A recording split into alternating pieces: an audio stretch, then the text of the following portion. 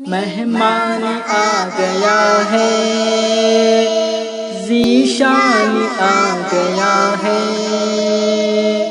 مہمان آ گیا ہے،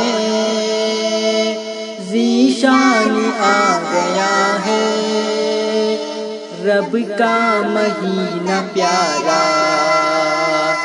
رمضان آ گیا ہے، رب کا مہینہ پیارا رمضان آ گیا ہے، مہمان آ گیا ہے، ذیشان آ گیا ہے، رمضان آ گیا ہے،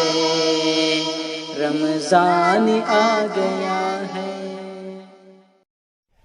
السلام علیکم ورحمۃ اللہ وبرکاتہ۔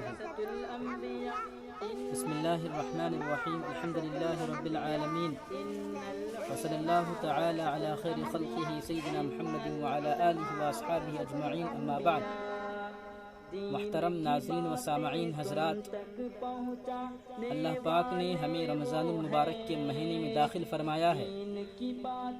جبکہ ہم میں سے اکثر لوگوں نے اس سے پہلے دعائیں پڑھی ہوں گی۔ جب ہم رجب کے مہینے میں داخل ہوئے،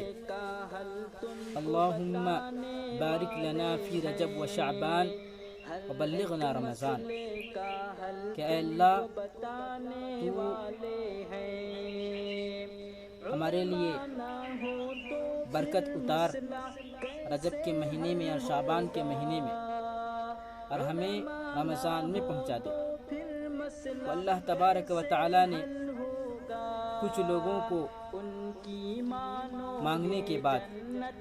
اور کچھ اپنے بندوں کو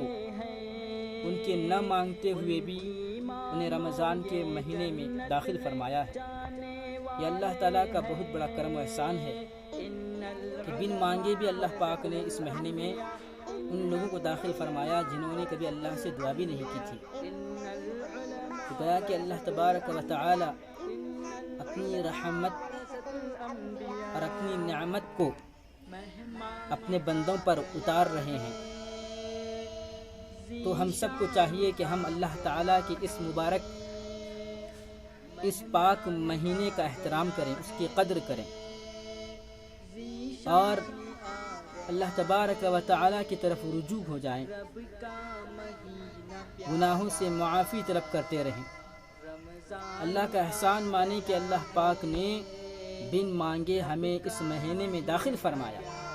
اور جن لوگوں نے مانگا وہ بھی اللہ کو شکریہ ادا کریں کہ اللہ تو نے ہماری دعائیں قبول فرمائیں، ورنہ ہم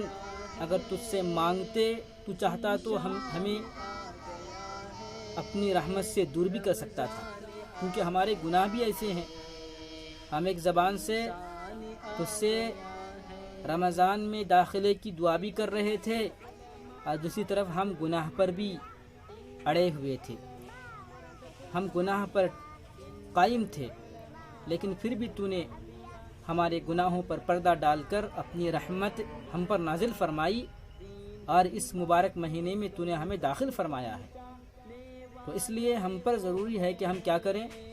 کہ ہم اس ماہ مبارک کا احترام کریں، اس کی عزت کریں، اور اللہ تبارک و تعالیٰ کو راضی کرنے والے اعمال کریں۔ اس ماہ مبارک میں زیادہ سے زیادہ قرآن مجید کی تلاوت کریں، قرآن مجید کو پڑھتے رہیں۔ اب لاک ڈاؤن کا وقت ہے اور زیادہ سے زیادہ وقت پڑھنے کے لیے مل رہا ہے، تو جو لوگ پچھلے رمضان میں ایک قرآن مجید ختم کیے تھے، ان کے لیے وقت ہے کہ وہ اس مہینے میں یعنی اس مرتبہ اس ماہ مبارک میں وہ 2 قرآن مجید ختم کریں، اور جو پچھلے سال رمضان میں 2 قرآن مجید ختم کیے تھے ان کے لیے اب وقت ہے کہ وہ 4 ختم کریں۔ تو لہٰذا پچھلے سال رمضان میں جس نے جتنے قرآن مجید ختم کیے تھے، وہ اس سال اس ماہ مبارک میں اس سے زیادہ قرآن مجید کو پڑھ سکتا ہے، اس کے لیے موقع ہے۔ تو لہٰذا اپنے اوقات کو اس ماہ مبارک میں بھی گناہوں میں نہ گزاریں، اپنے اوقات کو قیمتی سمجھیں، اور یہ سمجھیں کہ یہ میری زندگی کا آخری رمضان ہے، پتہ نہیں اگلے سال مجھے موقع ملے گا نہیں ملے گا۔ اللہ کے نبی صلی اللہ علیہ وسلم اس محترم عبادت کے بارے میں یہ سوچ کر وہ عبادت کرتے تھے جو عبادت اللہ کے یہاں پر سب سے زیادہ پسندیدہ ہے، اور قرآن مجید میں اللہ پاک نے اس عبادت کا جتنا تذکرہ کیا ہے اور جتنی بار اس کا ذکر کیا ہے اتنی مرتبہ کسی اور عبادت کا ذکر نہیں کیا، اور وہ نماز ہے۔ اللہ کے نبی صلی اللہ علیہ وسلم جب نماز پڑھتے تو یہ سوچ کر نماز پڑھتے کہ یہ میری آخری نماز ہے، اور اللہ کے نبی صلی اللہ علیہ وسلم نے یہ فرمایا بھی ہے کہ نماز ایسی پڑھو کہ یہ سوچ کر پڑھو کہ اس کے بعد مجھے کوئی اور دوسری نماز پڑھنے کا موقع نہیں ملے گا، یہ میری آخری نماز ہے۔ تو اسی طرح سے رمضان کے روزے رکھ رہے ہیں تو روزے رکھنے کے ساتھ ساتھ یہ بھی عزم کر لیں اور یہ بھی سوچ لیں کہ یہ میرا آخری رمضان ہے، اس کے بعد اگلے سال مجھے رمضان ملے گا یا نہیں ملے گا مجھے اس کا کچھ پتہ نہیں، ہو سکتا ہے کہ مجھے نہ ملے۔ تو اس لیے میں اس ماہ مبارک کو، اس مرتبہ کے رمضان کو اپنے لیے غنیمت سمجھتا ہوں۔ گناہوں سے معافی مانگ لینا، قرآن پاک کی زیادہ سے زیادہ تلاوت کرنا، اور اس مہینے میں استغفار کی کثرت کرنا، اور اسی طرح سے اپنے نفس کا محاسبہ کرنا، اپنے سال بھر کے اعمال کا ایک جائزہ لینا، یہ بہت جو ہے بڑا عمل ہے۔ اور پھر جو ہے اس ماہ مبارک میں سنت نمازوں کا اہتمام، فرض نمازوں کا اہتمام بہت ضروری ہے۔ سنت نماز جس کو فرض کا درجہ دیا جاتا ہے اس ماہ مبارک میں، تو جو ہے اس مبارک مہینے میں سنت نمازوں کا بھی زیادہ سے زیادہ اہتمام کرنا چاہیے۔ فرض نمازوں کو پڑھنا اور اس میں ناغہ نہ کرنا، اس میں چھٹی نہ کرنا، اپنے گھروں میں ہی نماز ادا کریں۔ اس کے ساتھ ساتھ رات کی تراویح کی نماز ہے، تراویح کی نماز کو بھی جو ہے ایمان کے ساتھ، یعنی ایمان رکھتے ہوئے کہ اللہ پاک مجھ سے راضی ہو جائے گا اور میں اللہ کو خوش کرنے کے لیے پڑھ رہا ہوں، ثواب کی نیت سے پڑھے، اچھے ایمان کے ساتھ پڑھے، سچے ایمان کے ساتھ پڑھے تو اللہ تعالیٰ اس کے پچھلے گناہوں کو معاف فرما دیتے ہیں۔ اسی طرح سے روزہ رکھنے والا ایمان کے ساتھ ثواب کی امید میں روزہ رکھتا ہے، اور کسی کو دکھانے کے لیے نہیں، اور کسی کی واہ واہ کو حاصل کرنے کے لیے نہیں، بلکہ صرف اللہ تبارک و تعالیٰ کو راضی کرنے کے لیے، اللہ کو خوش کرنے کے لیے روزہ رکھتا ہے، تو اللہ تعالیٰ اس کے پچھلے گناہوں کو معاف فرما دیتے ہیں۔ من صام رمضان ایمانا واحتسابا غفر له ما تقدم من ذنبه من قام رمضان ایمانا واحتسابا غفر له ما تقدم من ذنبه۔ میں نے دونوں احادیث بیان کی، ایک حدیث میں روزے کا تذکرہ ہے اور دوسری حدیث میں تراویح کی نماز کا تذکرہ ہے۔ لہٰذا اس ماہ مبارک میں تراویح کی نماز کو اہتمام کے ساتھ پڑھیں، اپنے گھروں میں پڑھیں، اور ساتھ ہی ساتھ صدقہ و خیرات بھی جتنا ہو سکے، جو ہو سکے اپنی حیثیت کے مطابق کرتے رہیں۔ یاد رکھیے کہ اس ماہ مبارک میں چھوٹا سا عمل بھی کریں گے، اللہ کے یہاں پر وہ احد پہاڑ کے برابر بن کر حاضر ہو جائے گا۔ اور اگر کوئی اس مہینے میں چھوٹی سے چھوٹی عبادت کو بھی حقیر سمجھے تو وہ اللہ کے یہاں پر حقیر سے حقیر ترین بندہ بن کر حاضر ہو جائے گا، اور اللہ تبارک و تعالی اس سے اس بارے میں پوچھیں گے۔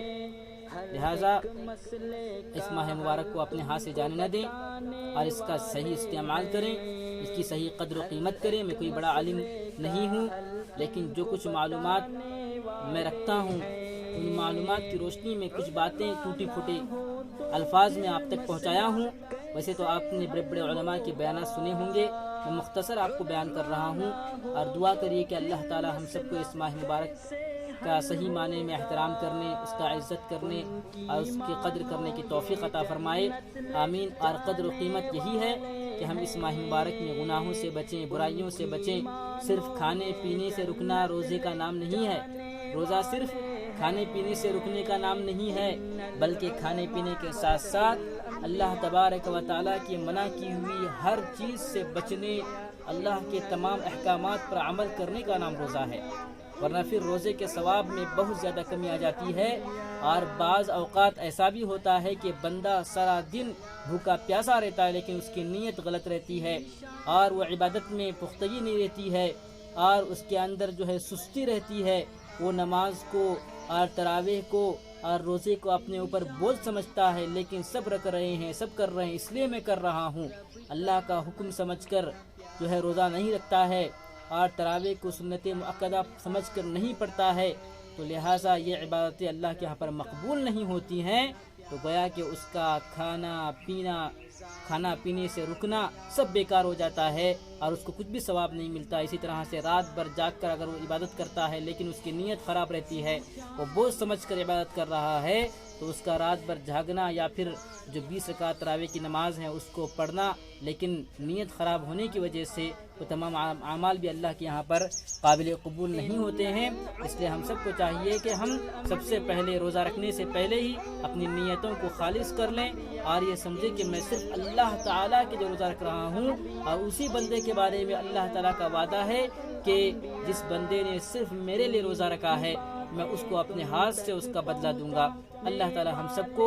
باب الریان سے داخلہ فرمائے، یعنی ہمارا داخلہ اللہ تعالیٰ باب الریان جس دروازے کو اللہ پاک نے صرف روزے داروں کے لیے بنایا ہے، جس سے صرف روزے دار لوگ داخل ہوں گے، پھر اس کے بعد اس دروازے کو بند کر دیا جائے گا۔ اللہ تبارک و تعالیٰ ہم سب کا داخلہ باب الریان سے فرمائے اور ہم سب کو اللہ تبارک و تعالیٰ اپنے ہاتھ سے اس نیک عمل کا بدلہ و جزا و ثواب عطا فرمائے، آمین۔ السلام علیکم ورحمۃ اللہ وبرکاتہ۔